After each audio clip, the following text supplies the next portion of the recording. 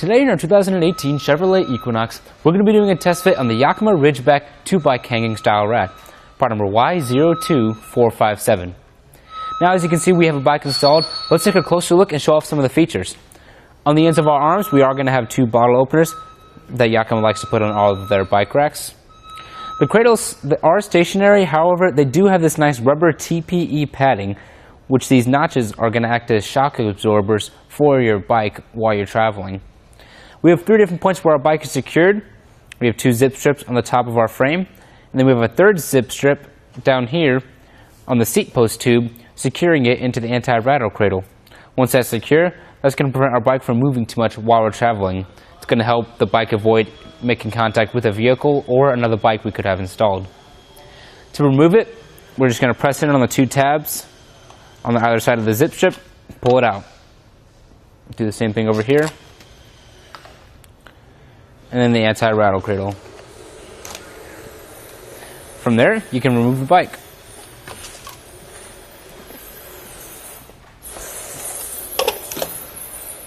It's always a good idea to replace your zip strips when you're done.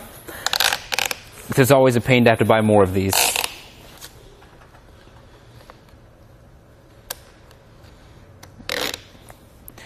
I am going to provide you guys with a measurement.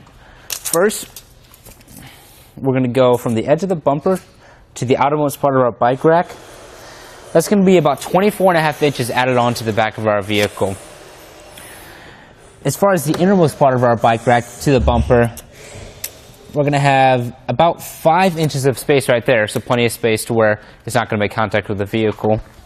Down here for our ground clearance is going to be sitting at about 9 inches. But it sits very close to the vehicle, so you're not going to have to worry about that with steep inclines. These arms can fold down to conserve some space. To do that, we're just going to pull it up, let that go down. Then you're going to hear that audible lock. We've cut down on some space added onto the vehicle. Now it's about 10 inches added onto the back of our vehicle. You want to keep this in mind for any close quarter situations you might have. This rack can also tilt away from your vehicle to give you access to your trunk. These have this black latch right here. We're just going to push up on the bike rack and then pull the latch. Let it tilt away. Now as you can see, we can open up our trunk with plenty of space to get whatever we need, and we're good to go.